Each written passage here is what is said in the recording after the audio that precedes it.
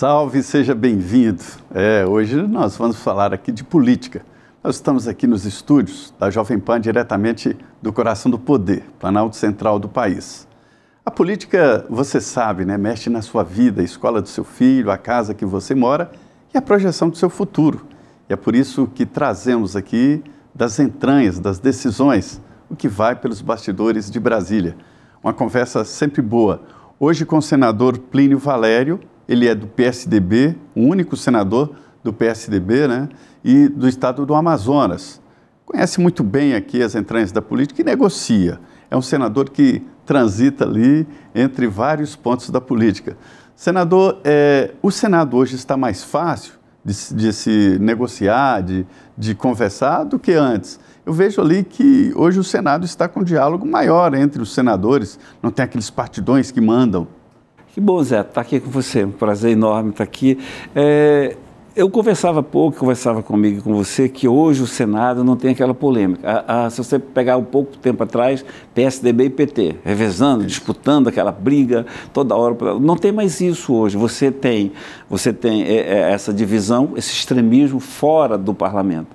No parlamento a gente não vê, porque você tem alguns direita extrema, tem alguns esquerda extrema, mas eles não dominam o meio. Então hoje no Senado é mais diálogo, é mais convivência, é mais argumento do que... E o debate, senador, no Senado está sendo assim, ponto a ponto, né? Projeto a projeto. Isso é bom?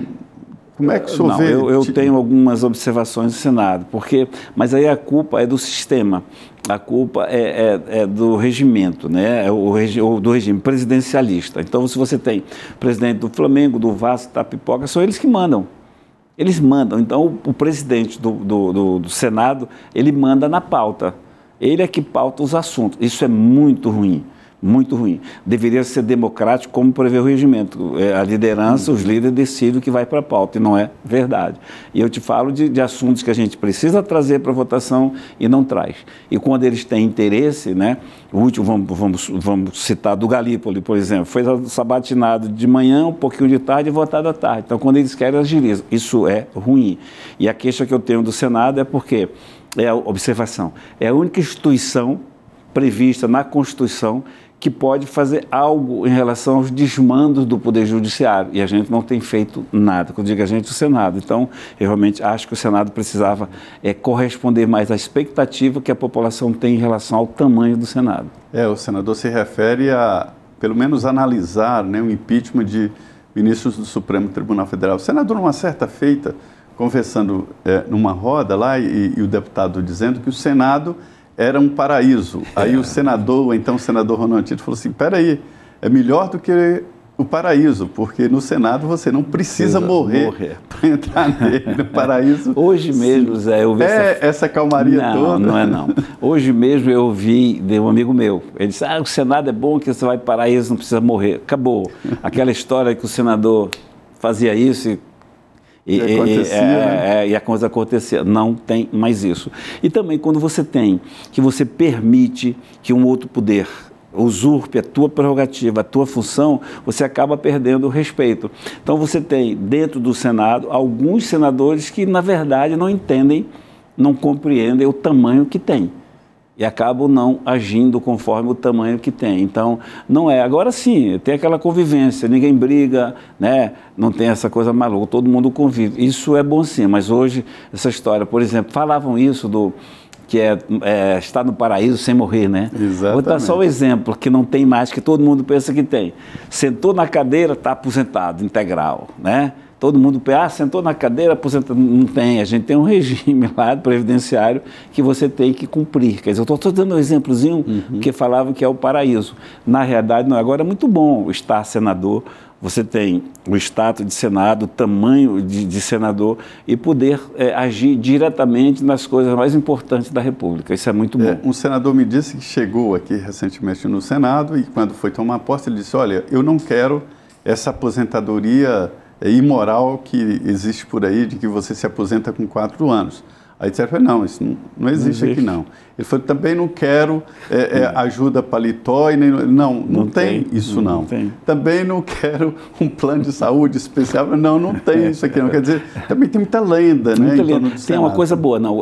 Eu gosto até, Zé, se você permitir, eu poderia até dar algumas informações a nosso respeito para que o público possa conhecer.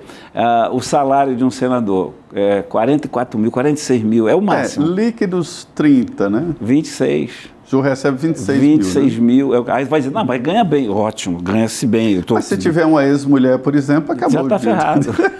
Ainda bem que não tem. Se tiver uma pensão. Se tiver um carro velho, você está ferrado também. Então, veja bem, de 46, 44, sobram 26.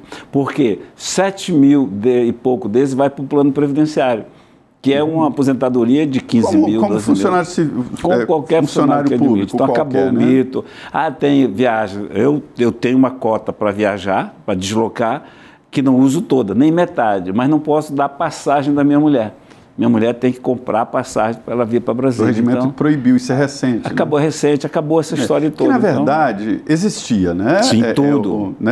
O Instituto de Previdência do Congresso, o IPC, era famoso, 4 anos já estava aposentado. Então, essas lendas, elas têm motivo, elas têm origem exatamente. Existiam, na verdade, né? Existia. Mas não existem mais, não. E as passagens eram ilimitadas, o senhor poderia dar passagem para quem você quisesse. Então, realmente era, assim não é mais. Senador, o senhor também leva uma característica própria, que é o único senador do PSDB, né? O PSDB que já mandou no Congresso, já mandou no Senado, tinha uma liderança ali próxima do plenário.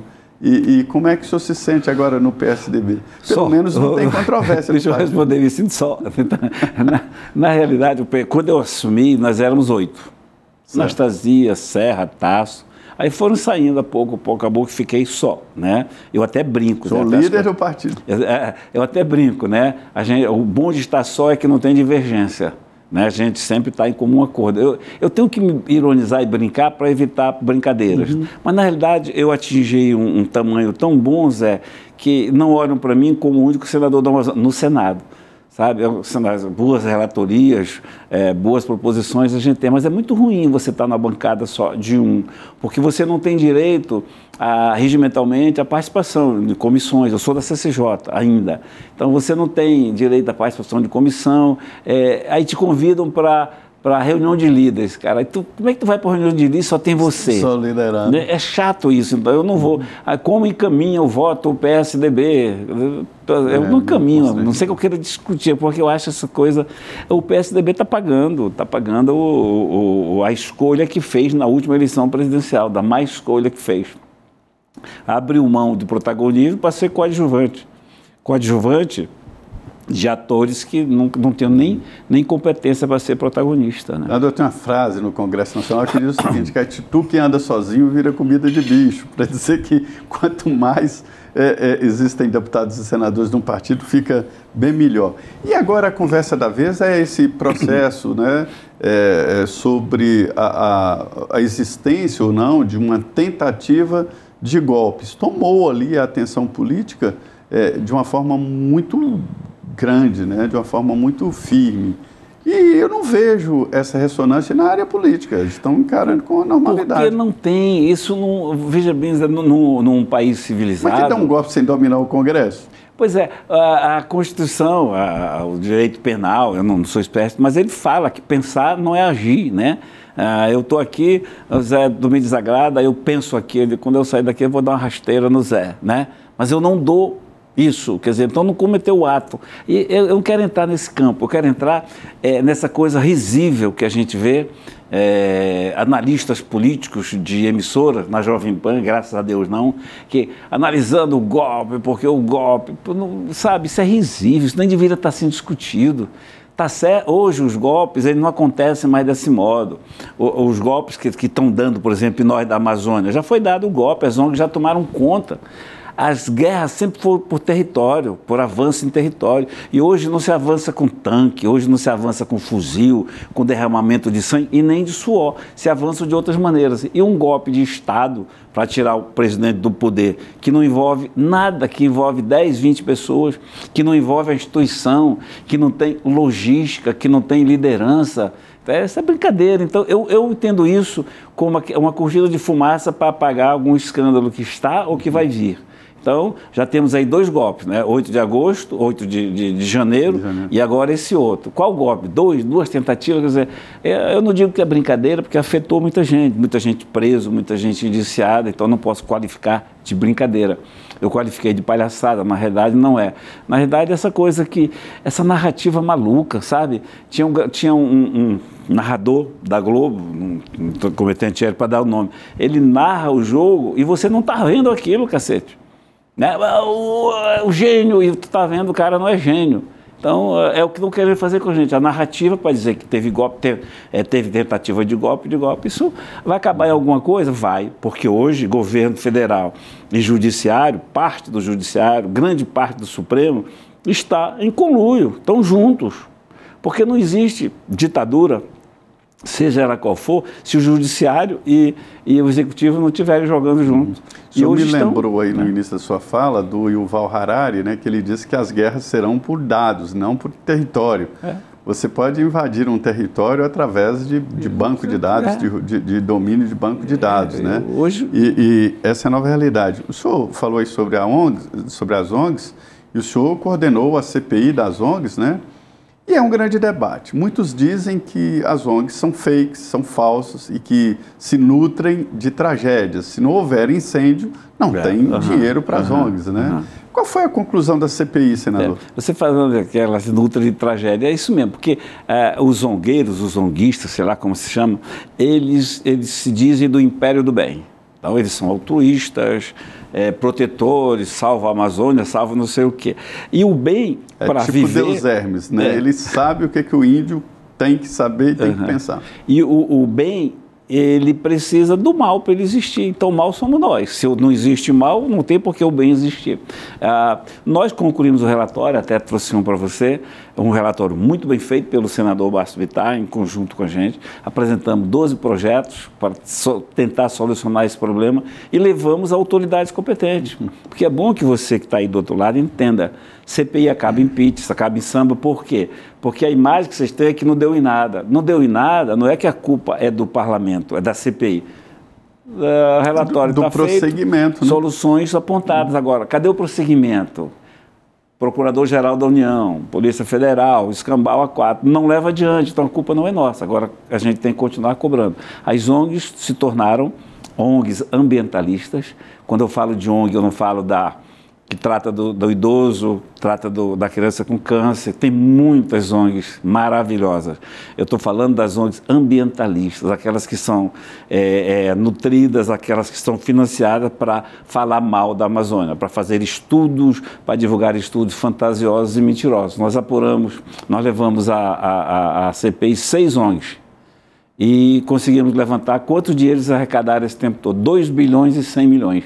6 ONGs. É muito dinheiro para um país que precisa de dinheiro. Agora, 6 ONGs, né? 6 só. Interessante é que foi exatamente no governo Fernando Henrique que as ONGs ganharam essa força toda, né?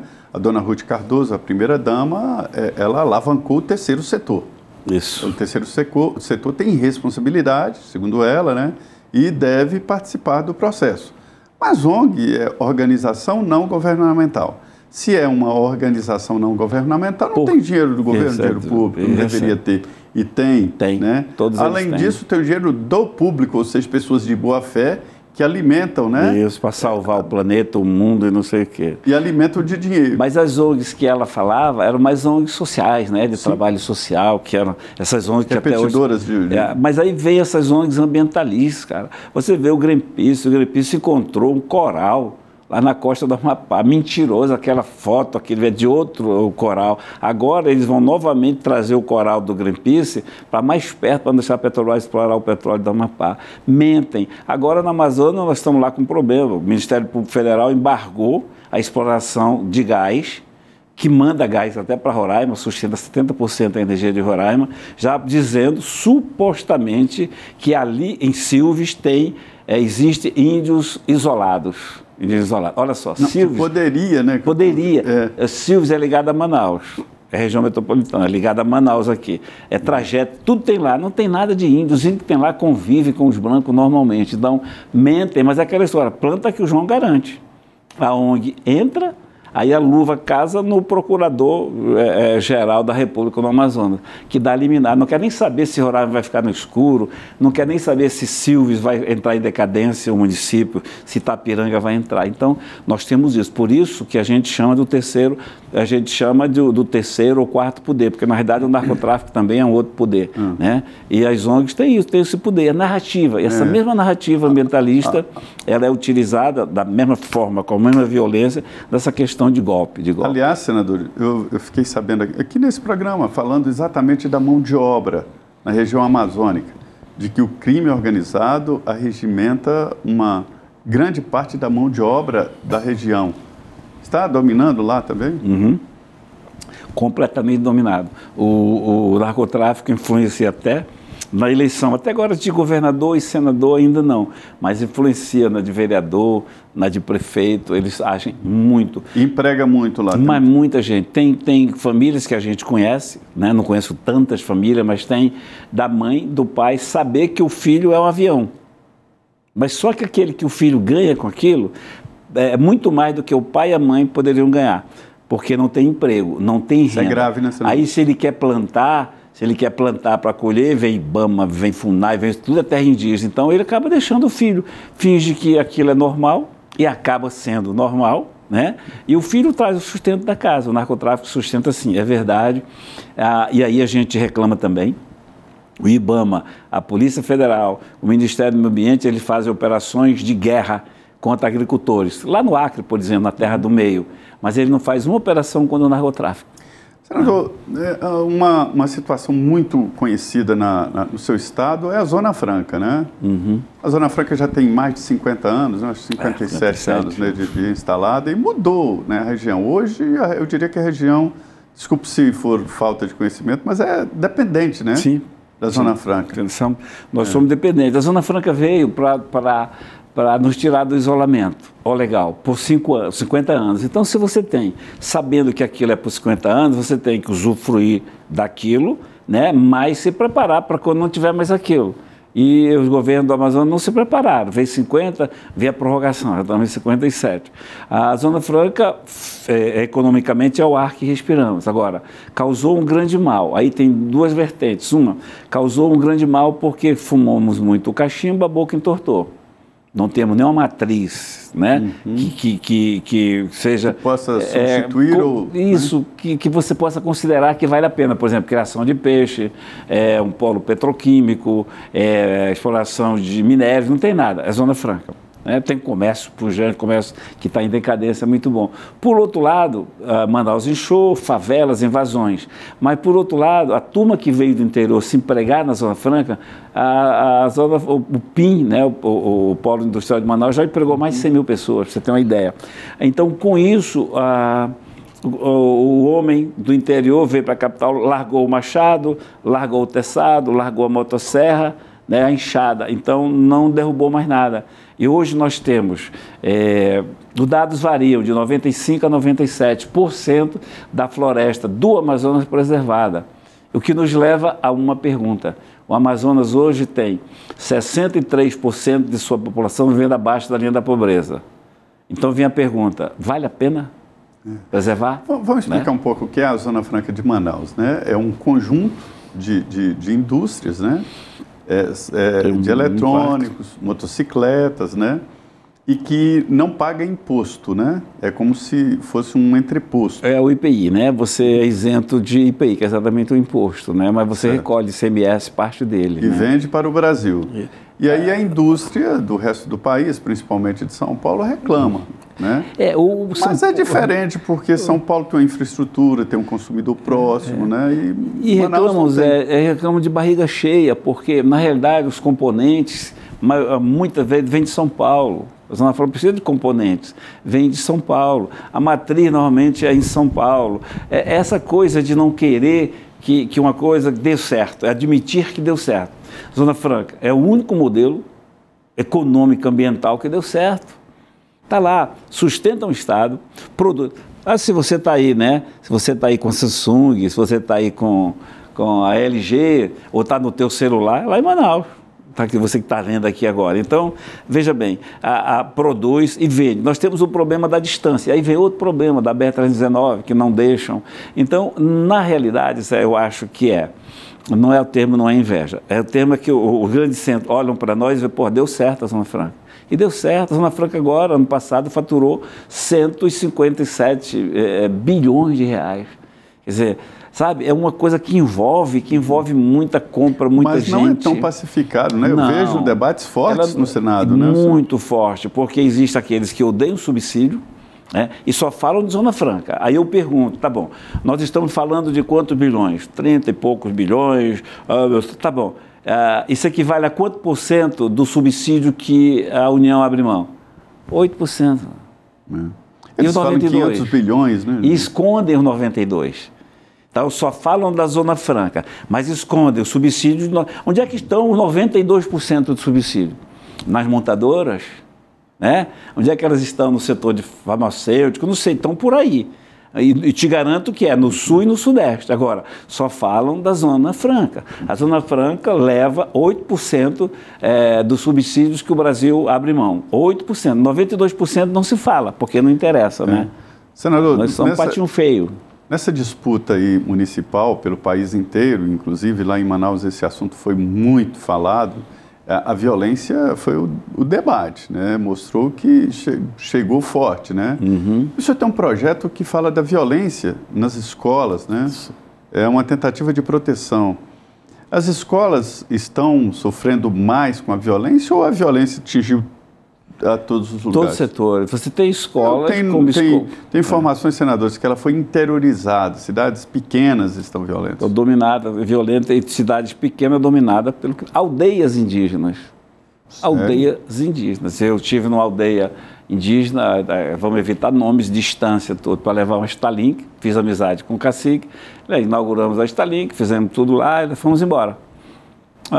No outro dia, 2 dias depois, tivemos a notícia de que executaram uma pessoa lá, que era do tráfico. Na própria aldeia onde eu estive, porque a aldeia que vocês fazem imagem, você não, Zé, eu estou falando aqui com alguns aqui, que vocês fazem aquela aldeia dos índios vivendo em malocas, né? Aquela fogueira, pegando a caça, não é mais isso, é um bairro com suas casas modestas, com suas ruas modestas. Essas são as aldeias, 90%, será quanto por cento, praticamente todas. Eu visitei a aldeia que o Pajé tem avião. Pois é, então é isso que nós estamos falando. Então o narcotráfico chegou também, porque lá eles se escondem no meio dos indígenas, porque os indígenas têm a blindagem que dizem que fazem os índios, mas é uma sacanagem que fazem com os indígenas. Eles isolam, eles agem em nome dos índios, conseguem isolar aquela área e abandonam os índios. Nós temos cada casa aberrante. Do salinho de coleira é um símbolo, é um macaco que é o símbolo de Manaus. Um macaquinho bonito que é o símbolo de Manaus. Tem a cidade de Taquatiara que, a exemplo de Silves... Tem ameaça de extinção? Está a ameaça de extinção. Ele tem em Manaus e tem num lugar chamado Novo Remanso. Sabe o que fizeram lá? O CMBio conseguiu manipular, e eu já tenho dados, porque ele não tem ata, a população recusou assinar, isolou uma área equivalente a 15 mil campos de futebol para proteger o salinho de coleira. Então, deve ter o quê? 100 salinhos de coleira lá, 200, nem isso tem. Esquecendo que ali, Zé, está o plantador de mamão, né, o de abacate, o de pimentão, eles vivem disso. O que vai acontecer? Daqui 2 anos acontece o que aconteceu na reserva Chico Mendes. Eles não podem fazer mais nada. O que eles faziam antes não vão mais fazer. E vão viver regime de semi-escravidão e vão ter que migrar. E vão migrar para a sede do município, que não tem como absorver, e vão para Manaus. Então, essa maldade o povo brasileiro precisa saber disso. Nós da Amazônia precisamos da compreensão de que você brasileiro tem, da dimensão do que é o Amazonas, a Amazônia e dos problemas que nós temos. Né? Não virar, achar que a gente não tem direito. Daí vem, nós temos direito sim à Zona Franca. Eu acho que a gente tem que tirar vergonha na cara e nesses anos que restam, 43 anos, realmente criar outras matrizes. Nós temos condição, sim. Agora, o problema é esse. A lei ambiental permite? Não permite. Você quer fazer qualquer coisa, não pode. O potássio de Autazes, que supriria o Brasil com 25% do potássio que o Brasil precisa, o Brasil exporta mais de 80%, proibido. Está lá, embargado, a potássio do Brasil é forte, estão brigando. Você tem a Enave aqui, aqui não, Enave em Silves com gás, lá vem, proíbe o gás. Então você vai ali, 3 mil empregos no potássio, mais 5 mil empregos no gás. Então você tem aquele movimento no comércio local. Aí vem o Ministério Federal com concurseiros, porque a maioria dos procuradores são concurseiros, são filhinhos de papai que estudaram a vida toda para fazer concurso. E não são de lá. Não são de lá, não tem a menor noção. Eles desembarcam lá sem noção do que é aquilo para nós. E nos desrespeitam porque, sabe, não olham para o ser humano. Eu sou senador da República, tenho uma vida privilegiada? Tenho, mas eu não fui a vida toda senador da República. Então, eles não têm a menor noção. São jovens concurseiros que passam naquele concurso que não têm a menor experiência de vida. E eles são também, eles participam dessas ONGs, que é bonito, né? Poxa, a ONG tal, eu sou da ONG tal, coisa linda. E o povo que não come, o povo que sofre. Então, nós temos problemas seríssimos. Né? Na Amazônia existe o poder federal, que é omisso, o poder estadual, o municipal. Nenhum deles é mais forte do que o poder das ONGs. Nenhum deles. Todos eles sofrem derrota diante do poder das ONGs. Isso então, foi visto muito na CPI. Né? A CPI mostrou muito isso. Senador, o Senado está num debate muito interessante sobre a inteligência artificial. Né? É um debate de uma tecnologia que está começando, né? E eu conversei muito com o senador Eduardo Gomes, que está, né, relatando esse processo e tal, mas o grande debate agora é sobre a regulamentação das plataformas sociais. Né? É evidente que toda tecnologia nova tem que ser regulamentada. Né? Um autor que eu gosto muito, Yuval Harari, ele disse que quando inventaram o carro, tiveram em seguida que inventar o freio, não inventaram o carro com freio, tiveram que inventar o freio, descobriram, né? E que o ser humano gosta de lidar com coisas que ele não domina, ele cita vários exemplos. Eu entendo que é preciso regulamentar, por exemplo, assim, tirar o anonimato. Todo mundo tem que usar o seu CPF ali, e liberdade de expressão e responsabilidade. Como é que o senhor vê esse debate que acabou indo para o Supremo? O Supremo acaba tudo, né? Daqui uns dias, cuidado, se você for separar e tiver um gatinho, a mulher vai reclamar que ela quer ficar com o gatinho, e tu quer ficar com o gatinho, quem vai decidir é o Supremo. O Supremo se apequenou, né? Tentando ser gigante, se apequenou. Como cidadão comum que não entende muito disso, me assusta a inteligência artificial. Mas como legislador, a gente é urgente que a gente se debruce sobre isso. Conversei muito com o astronauta, Marcos, né? Ele é defensor, ele explica muito bem isso. Né? Então, veja bem, a gente, quando você está no parlamento, você tem assuntos que você gosta. A Amazônia eu gosto, ONGs eu gosto, Supremo eu gosto, recursos minerais e tal. Quando esse assunto vem, a gente se aproxima de quem realmente... Eu tenho conversado muito com o Marcos, com o astronauta. É preciso que venha, é preciso regulamentar. Agora, regulamentar sem assodamento e no lugar certo. Quem pode regulamentar, quem pode legislar é o Congresso Nacional. O Supremo não tem nada a ver com isso, cara. Mas o que o Supremo tem que determinar alguma coisa sobre inteligência artificial? O problema é que nós, na nossa omissão, a gente acaba se quedando. O partidinho perde a votação, aí tropeça no brinquedo, não quer mais o brinquedo, aí corre para o Supremo. O Supremo não teve a humildade, não tem a humildade de dizer, não, isso é com vocês, não é comigo. Eu acho que a gente tem que se debruçar, agir e correr com isso. Agora, dentro do parlamento, é lá que a coisa tem que se travar para a gente criar normas, legislação, e não pode evitar. Te falei que eu não gosto, te falei que me assusta, mas não tem como evitar esse assunto. Não tem como evitar. Pois é. Senador, nosso tempo já está se acabando aqui, mas eu queria provocar o senhor aqui num novo tema, que é a emenda parlamentar. Um senador, se não me engano, tem quase 70 milhões, né, em emendas parlamentares. os deputados um pouco menos. E como é que o senhor vê esse princípio? O senhor acha próprio do parlamento gerir tanto orçamento assim? Eu já cheguei com isso, eu te digo uma coisa, eu não vim pensando nisso, mas eu tenho feito muito uso das emendas. Por exemplo, eu pude ajudar todo o setor de saúde do Amazonas. Né, ajudar mesmo, né? Isso, eu acho que o parlamento tem que ter isso sim. Suas emendas vão para esse setor de saúde. A minha mais, até porque o próprio, quando você libera a emenda, já te diz, 50% é saúde. Então, veja bem, se algum parlamentar usa indevidamente ou não, é outra questão. Eu acho que tem que ter direito sim, Zé. Se é muito, é pouco, vamos lá, desses 6 anos que eu estou, eu já apresentei emendas para o Estado do Amazonas, que já foram pagas dessas emendas, 378 milhões. E se você disser, então, senador, o senhor vai trazer para mim aqui, mande para mim amanhã, eu te mando de A a Z. Por onde eu fiz, de A a Z, está tudo aquilo. E você vai somar e vai bater. Então, e o sistema de saúde no Brasil todo, os municípios no Brasil inteiro são sustentados pelas emendas parlamentares. É uma tradição. Então, é uma tradição, você discute valor. Agora o Dino vem, chama e não pode. Eu fiz um levantamento, o Dino foi deputado federal, nos 4 anos que ele foi deputado federal, ele fez uso da emenda. Sim. Emendas sérias, né? Não estou dizendo que ele usou, só que ele usou como a gente usa emendas sérias. Então, se você tira a emenda do parlamento, você quebra as pernas dele, porque é através disso que ele vai ajudar os municípios. A sua base ou não, mas vai ajudar. Se eu pegasse esse dinheiro e ficar para você, aí tudo bem, mas vai tudo para a população, né? Então, Zé, eu defendo as emendas sim, discute-se valor, assim como o fundo partidário.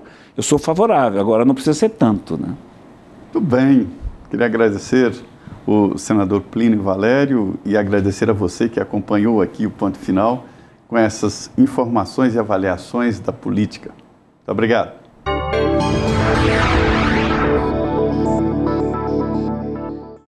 A opinião dos nossos comentaristas não reflete necessariamente a opinião do Grupo Jovem Pan de Comunicação. Realização Jovem Pan News.